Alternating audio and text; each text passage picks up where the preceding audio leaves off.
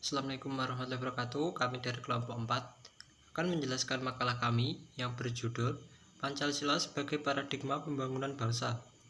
Paradigma adalah suatu asumsi-asumsi dasar dan asumsi-asumsi teoritis yang umum sehingga menjadi suatu sumber hukum-hukum, metode serta penerapan dalam ilmu pengetahuan yang menentukan sifat, ciri, serta karakter ilmu pengetahuan itu sendiri. Dikutip dari Thomas S. Kuhn dalam bukunya yang berjudul The Structure of Scientific Revolution.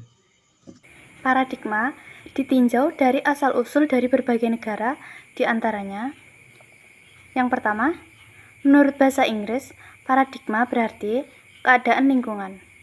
Yang kedua, menurut bahasa Yunani, paradigma yakni para, yang berarti di samping, di sebelah, dan dikenal.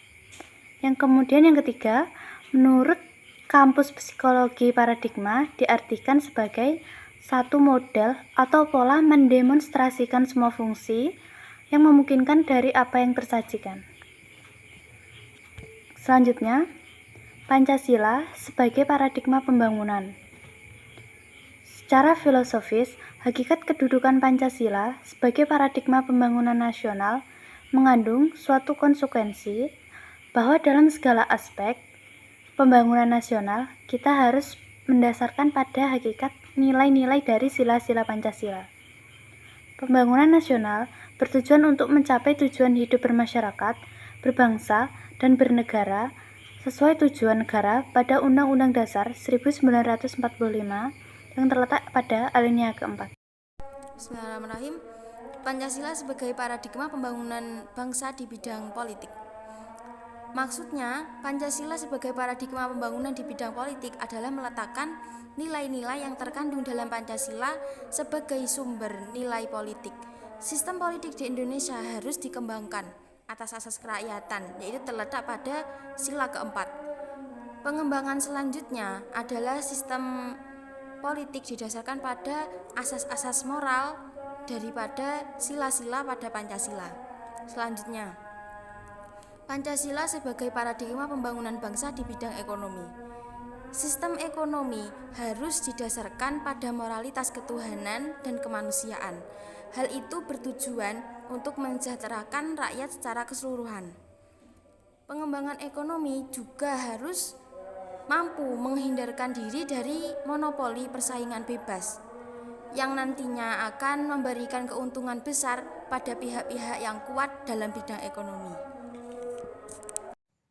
Pancasila sebagai paradigma pembangunan bangsa di bidang sosial budaya. Pancasila sebagai paradigma dalam pembangunan sosial budaya adalah mendasarkan pembangunan sosial budaya berdasarkan nilai-nilai yang telah ada dalam masyarakat. Nilai-nilai yang ada pada masyarakat pada hakikatnya merupakan dasar dari nilai-nilai yang terkandung dalam Pancasila yang menjadikan warga negara menjadi masyarakat yang beradab dan berbudaya. Dan yang selanjutnya yaitu contoh dari Pancasila sebagai pembangunan sosial budaya. Pembangunan sosial budaya yang bermartabat.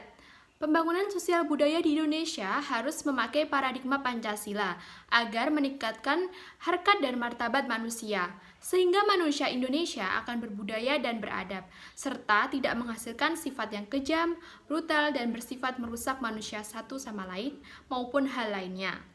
Sekian presentasi dari kelompok kami. Jika ada yang ingin ditanyakan atau ada yang kurang jelas, bisa langsung disampaikan di e-learning dan didiskusikan bersama. Kurang lebihnya mohon maaf. Wassalamualaikum warahmatullahi wabarakatuh.